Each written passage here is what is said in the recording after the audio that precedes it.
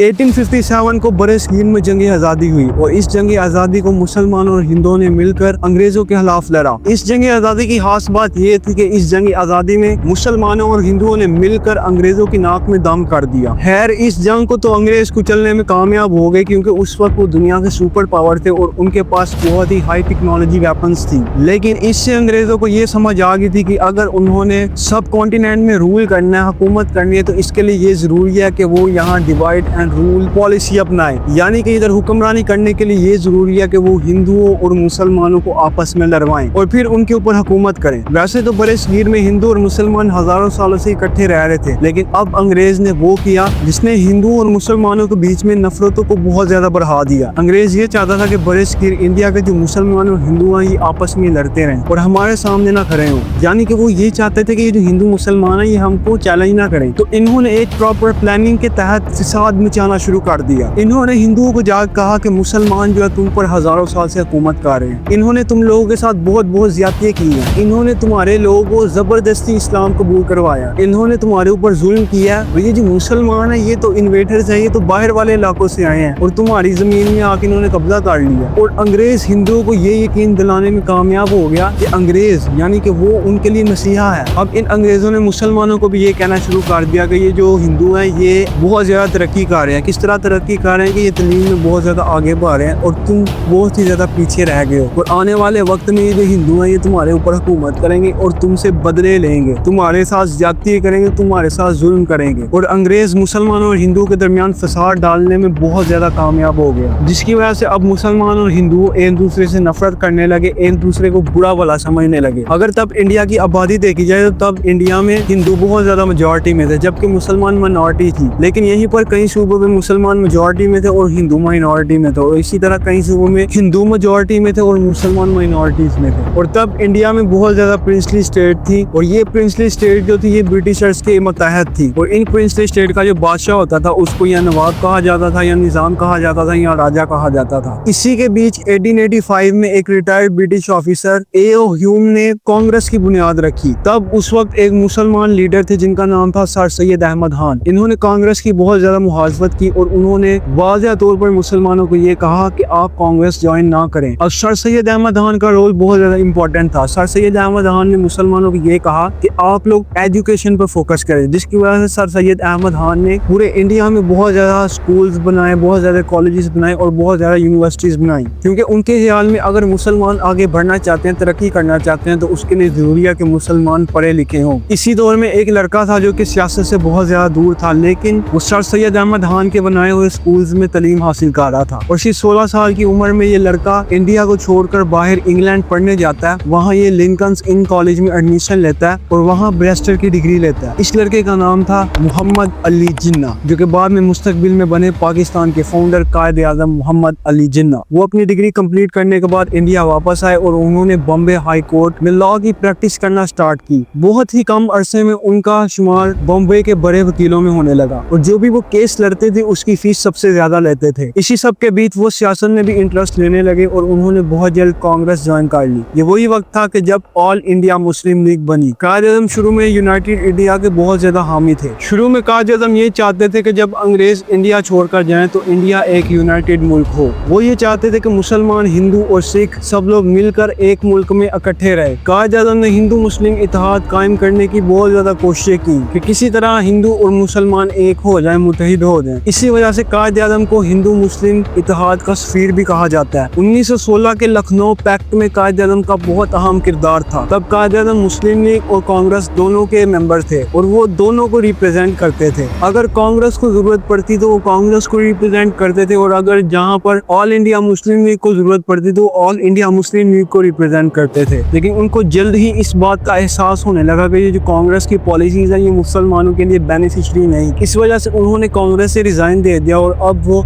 All India Muslim league के पक्के permanent member बन गए। कायद आज़म ने मुस्लिम लीग को बहुत बड़े बड़े इवेंट्स पे रिप्रेजेंट किया। कायद आज़म ने बरसगीर में मुसलमानों के राइट्स के लिए बहुत ज्यादा मेहनत की, बहुत ज्यादा जद्दोजहद की और कायद आज़म इस चीज में कामयाब भी हुए। जल्द ही ऑल इंडिया मुस्लिम लीग के जो बड़े लीडर थे, सरबराह थे, उनको इस बात का एहसास हो गया कि अगर वो चाहते हैं कि अलग मुल्क बने तो उसके लिए ये जरूरी है कि कायद आज़म उनके लीडर हों। तो इस वजह से उन्होंने बिला झिझक कायद आज़म को ऑल इंडिया मुस्लिम मुस्लिम लीग का लीडर बना दिया। तब तक मुस्लिम लीग सिर्फ और सिर्फ मुसलमानों के हकूक की जंग ला रही थी, लेकिन फिर कुछ ऐसा हुआ जिसने सब कुछ तब्दील कर दिया। वो मुस्लिम लीग जो कि यूनाइटेड इंडिया बनाना चाहती थी, जिसमें मुसलमानों को उनके प्रॉपर हकूक मिले, अब उसी मुस्लिम लीग में कुछ ऐसा हुआ जिसने मुस्लिम लीग की डायरेक्शन को बदल दिया। इलाहाबाद में 1930 में मुस्लिम लीग का एक सेशन होता है। इस सेशन में डॉक्टर इलामा मोहम्मद इकबाल एक तकरीर करते हैं। डॉक्टर इलामा इकबाल ने ये प्रपोज किया कि नॉर्थ वेस्ट एरियाज और मुस्लिम मेजॉरिटी एरियाज में मुसलमानों की एक अलग रियासत होनी चाहिए। उन्होंने मुसलमानों को रूहानी और सियासी तौर पर जगाया, तालीम, साइंस और स्ट्रॉन्ग सिविक इंस्टीट्यूशन पर जोर दिया। यही तकरीर ऑल इंडिया मुस्लिम लीग और फिर बाद में पाकिस्तान की सियासी बुनियाद बना, जिसे फिर कायद आज़म ने पूरा करके दिखाया। इसके बाद कायद आज़म मोहम्मद अली जिन्ना और डॉक्टर अल्लामा मोहम्मद इकबाल के ताल्लुकात बहुत ज़्यादा मजबूत हुए। कायद आज़म इकबाल को अपना मेंटोर कहने लगे। वो अपनी तकरीरों में इकबाल के शेरों का इस्तेमाल करते थे और उससे मुसलमानों को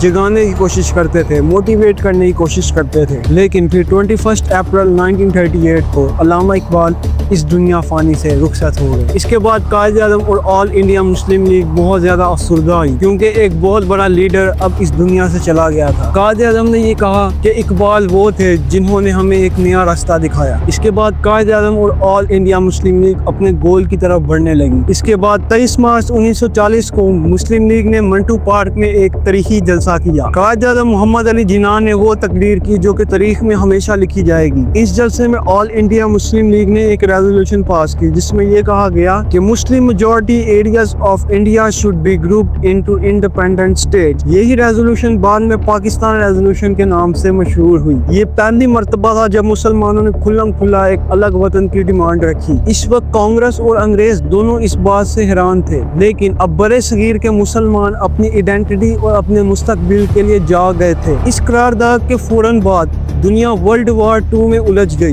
ब्रिटिशर्स का सारा ध्यान वर्ल्ड वार 2 जीतने में लग गया। तब ब्रिटिशर्स का सबसे बड़ा दुश्मन था हिटलर। अब ये जंग ब्रिटिशर्स जीत गए थे और हिटलर हार गया था। हिटलर खुद तो हार गया था, लेकिन वो ब्रिटिश एम्पायर का भी सत्यानाश कर गया था। वर्ल्ड वार 2 की वजह से ब्रिटिश एम्पायर बहुत ही ज्यादा कमजोर हो गई और वो इंडिया जिसको उसने 200 साल तक लूटा, यहाँ से $1 ट्रिलियन लूटा और उसको इंग्लैंड में भेज दिया, वो अब अपने कमजोर कंधों में इंडिया का बोझ नहीं उठा सकती। इसी दौरान जब ब्रिटिश एम्पायर वर्ल्ड वार 2 में मसरूफ थी, तो कायद आज़म ने इंडिया में अपनी सियासी जदोजहद को बहुत ज्यादा बढ़ा दिया। वो हर शहर में जाने लगे, गली गली जाने लगे और इस तरह ऑल इंडिया मुस्लिम लीग में बहुत ज्यादा मेंबर्स शामिल हुए। यूथ, उल्मा, बिजनेस क्लास सब के सब जिन्ना के साथ हो गए। फिर 1946 के इंडिया इलेक्शंस ने बिल्कुल गेम चेंज कर दी। मुस्लिम लीग ने मुस्लिम रिजर्व सीट्स का 19% जीत लिया। ये मैंडेट इस बात का सबूत था कि अब इंडियन मुस्लिम्स पाकिस्तान के हक में। कैबिनेट मिशन प्लान आया जिसने एक फेडरेटेड इंडिया का प्लान दिया। जिन्ना ने शुरू में इस प्लान को सपोर्ट किया, लेकिन जब कांग्रेस ने कंडीशनल सपोर्ट दी और मुस्लिम के राइट्स को अंडरमाइन किया गया, तो कायद आज़म ने इसे रिजेक्ट कर दिया। इसके बाद 16 अगस्त 1946 को मुस्लिम लीग ने direct action plan day announce किया, जिसके नतीजे में बंगाल और कलकत्ता में दंगे हुए।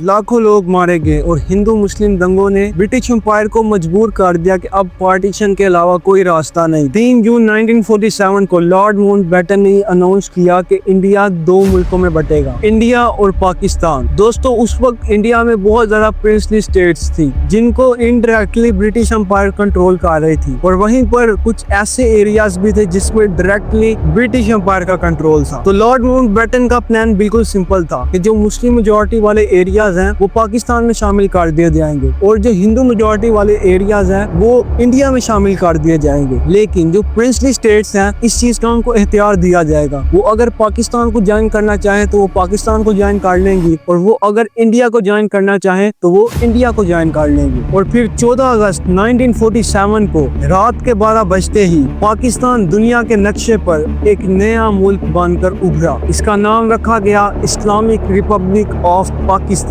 कराची में पहली बार पाकिस्तान का परचम लहराया गया। कायद आज़म ने अपनी पहली तकरीर ये की, आप आजाद हैं, आजाद रहें। आप लोग इस मुल्क पाकिस्तान में अपनी अपनी इबादतगाहों, मस्जिदों या मंदिरों में जाने के लिए मजहब क्या है, जात क्या है, कौम क्या है, इसका हुकूमत के मामलात से कोई ताल्लुक नहीं। लेकिन ये आज़ादी आसान नहीं थी। मैं अब आपको इस आज़ादी की डार्क साइड बताऊंगा। तकरीबन 1 करोड़ से ज्यादा लोगों ने हिजरत की और 10 लाख से ज्यादा लोग इस दौरान कत्ल हुए। लाखों खानदान के खानदान बेघर हो गए, बहुत से खानदान कत्ल हुए और इस सबसे सबसे ज्यादा नुकसान पंजाब और बंगाल को हुआ और कश्मीर का मसला भी इसी वक्त उठ खड़ा हुआ। दोस्तों, कश्मीर एक ऐसी जगह थी जिसका राजा हिंदू था और वहाँ ज्यादा मेजॉरिटी मुस्लिम्स की रहती थी। कश्मीर की आवाम चाहती थी कि वो पाकिस्तान में शामिल हो, जबकि कश्मीर का राजा पहले ये चाहता था कि कश्मीर एक इंडिपेंडेंट स्टेट रहे, लेकिन बाद में वो इंडिया में शामिल हो गया और फिर राजा अवाम की मर्जी के खिलाफ गया। इसके बाद एक ऐसा मसला खड़ा हुआ, मसला कश्मीर, जो कि अभी तक नहीं हल हो सका।